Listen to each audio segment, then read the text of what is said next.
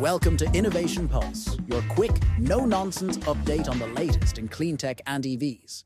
First, we will cover the latest news. The Inflation Reduction Act faces challenges with proposed cuts to clean energy incentives, and Kia unveils a wheelchair-accessible electric vehicle at the Future of the Car Summit. After this, we will dive deep into the intriguing dynamics of wind theft caused by the expansion of offshore wind farms and its implications for the global energy landscape. The Inflation Reduction Act of 2022 was a significant milestone in U.S. energy policy, promising stability and attracting over $200 billion to clean energy investments. However, a new House Republican bill threatens to dismantle these provisions, creating instability and deterring global investors. The bill proposes cutting clean energy tax credits and incentives, risking billions in investments in manufacturing and hydrogen hubs. This shift undermines U.S. progress in clean technology, allowing China and Europe to strengthen their positions with consistent policies. The legislation signals to international investors that the U.S. is unreliable, pushing them to seek more stable markets. This strategic misstep could lead to a loss of innovative capital and talent, while competitors benefit from America's retreat from clean energy leadership.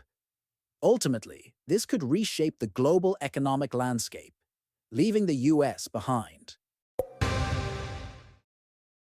Kia has unveiled the PV5 WAV, a wheelchair-accessible electric vehicle, at the Future of the Car Summit, in partnership with Motability Operations CLEANTECH.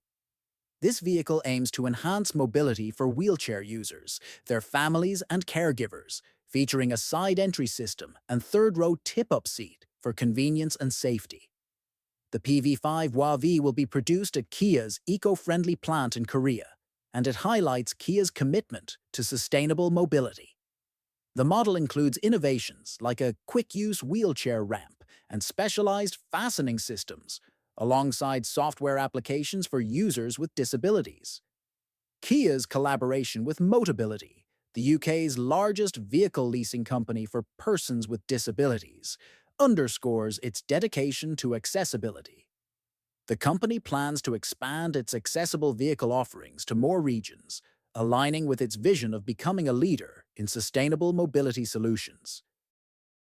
And now, pivot our discussion towards the main clean tech topic.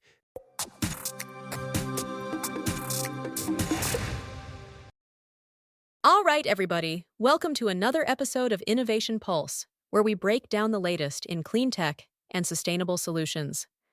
I'm your host, Donna, and as always, I'm joined by the man who knows way too much about renewable energy and is not afraid to show it, Yakov Lasker.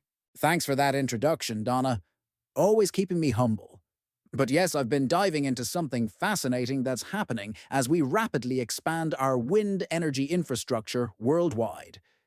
It's something that sounds almost like science fiction, but it's becoming a real concern. Oh, I love a good renewable energy mystery. Lay it on me, Yakov. Well, as countries race to meet their net zero targets, we're seeing massive expansion of offshore wind farms. But here's the catch. We're discovering that, in some conditions, wind farms can actually steal each other's wind. Wait, what? How does a wind farm steal wind? That sounds like something from a cartoon. It does sound strange, but it's a real phenomenon called the wake effect. Basically, as wind turbines extract energy from the air, they slow down the wind behind them. So if you have one wind farm and then build another one downwind from it, that second farm gets less powerful wind and generates less electricity. So it's like standing behind someone at a concert. They block your view, or in this case, your wind. That's a pretty good analogy. The technical explanation is that spinning turbines create a wake as they extract energy from the wind. This wake can stretch surprisingly far, more than 100 kilometers beyond very large offshore wind farms under certain weather conditions. 100 kilometers? That's like, what, 60 miles? That's way farther than I would have guessed. Exactly, though researchers say it's more typically tens of kilometers. But still, when you're planning offshore wind development, that's a significant distance to consider. And studies suggest that if a wind farm is built upwind of another, it can reduce the downwind producer's energy output by as much as 10% or more. That seems like a big deal for an industry where margins matter. Is this a new discovery? The principle has been known for a while, but it's becoming more pressing for a few key reasons. First, the sheer scale of offshore expansion happening right now. Second, modern wind farms are bigger and denser than ever before. And third, countries are in a rush to meet climate targets, which means cramming more turbines into available ocean space. I guess I never thought about the ocean getting crowded. But when you think about it, there are only so many prime spots for wind farms, right? Right. Take the North Sea in Europe. It's seeing a massive wind boom, and simulations show that wake effects are likely to increase in the coming decades as more wind farms come online. The denser and bigger the wind farm, the stronger the wake effect. So do developers have a solution? I mean, can't they just space things out better? That's part of the challenge. In the UK, they've launched a new research project this spring specifically to study this issue. The project lead, Pablo Uro from the University of Manchester, points out that to achieve net zero, the UK needs to triple its offshore wind capacity in less than 5 years. Triple in 5 years? That's ambitious. Very. And Uro says this means deploying thousands more turbines, many of which will operate very close to existing ones. So these wake effects are becoming more impactful. There are already disputes between UK offshore wind farm developers over potential wake impacts. This reminds me of those old water rights disputes in the American West. You're stealing my water. Now it's, you're stealing my wind. That's actually a common term for it, wind theft. Though as one Norwegian lawyer specializing in offshore wind, Eirik Finserås, points out, the term is a bit misleading because nobody actually owns the wind. Fair point. So what makes understanding these wake effects so difficult? Several things. Current guidelines on how much offshore wind farms should be spaced apart may not reflect how far these wakes actually reach. Plus, turbines are getting much bigger. The latest models have blades spanning more than 100 meters. That's the length of a football pitch. One of these massive turbines can power around 18,000 to 20,000 average European households. That's impressive. But I'm guessing bigger turbines might create bigger wake problems? Exactly, a bigger rotor diameter may create a longer wake, though researchers say more study is needed on that specific aspect. But the other complicating factor is that offshore wind farms are built in clusters. When you have multiple farms, they all interact with each other in complex ways. So it's not just Farm A affecting Farm B, but potentially Farms C, D, and E all in the mix too? Precisely. Uro says when you have 6 wind farms, understanding how they all interact becomes much more complex. But that's exactly what we'll be facing as development continues. Are there any international implications to this? I mean, wind doesn't respect national borders, right? That's becoming a growing concern. Finserås led a study looking at how a planned wind farm in Norway could negatively affect a downwind farm in Denmark. He warns this could lead to legal and political conflicts between countries. I hadn't even considered the cross-border aspect. I guess the North Sea touches multiple countries. It does.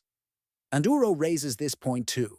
Currently, the disputes in the UK are between UK wind farms, but what happens when there's a dispute between a UK wind farm and a Dutch, Belgian, or French one? These kinds of international issues need to be anticipated. From an economic standpoint, how big of a problem is this for developers? It can be significant. Building offshore wind farms involves enormous costs, special vessels, complex installation procedures, and more. Developers need to project a certain energy output over 25 to 30 years to justify their investment. Even a relatively small, unexpected reduction in energy output can make a project financially non-viable. So losing 10% of your expected output because someone built a wind farm upwind of you could be the difference between profit and loss? Absolutely, and this creates another risk Finserås calls the race to the water phenomenon. Countries rushing development to secure the best spots first, potentially ignoring other important aspects like marine environmental protection. This all sounds like it could really slow down the transition to clean energy if not managed properly. That's the concern. But Finceros suggests there are solutions.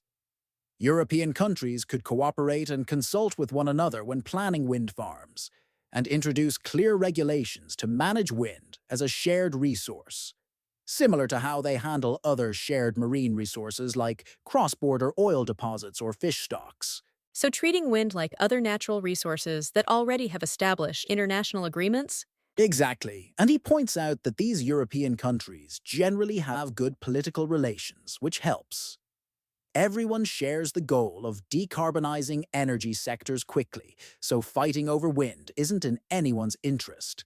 And this isn't just a European issue, right? Not at all. China is rapidly expanding its offshore wind farms, and researchers there are also studying the growing impact of wake effects. It's truly a global challenge as we shift to more renewable energy. It's fascinating how each clean energy solution comes with its own unique challenges that we need to solve. So, what's the takeaway for our listeners? I think it's that the transition to renewable energy isn't just about building more turbines. It requires careful planning, international cooperation, and new frameworks for managing shared resources like wind. The good news is there's tremendous interest in solving these problems. When Oro announced his research project in March, he was flooded with emails from interested parties. That's encouraging. It sounds like the industry recognizes the issue and is working to address it. Definitely. As Oro puts it, we need to understand this. We need to progress more on the modeling because we need this amount of offshore wind to get to net zero. We have to deliver this. Well, there you have it, folks. The unexpected challenge of wind theft and the race to solve it. Thanks for joining us for another episode of Innovation Pulse, where we keep our finger on the beating heart of sustainability solutions. Until next time, I'm Donna. And I'm Yakov Lasker, reminding you that even the wind needs good neighbors. Take care, everyone.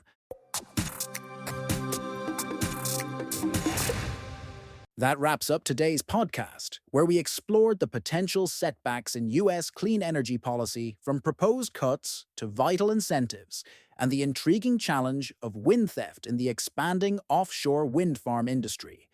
Don't forget to like, subscribe, and share this episode with your friends and colleagues so they can also stay updated on the latest news and gain powerful insights. Stay tuned for more updates.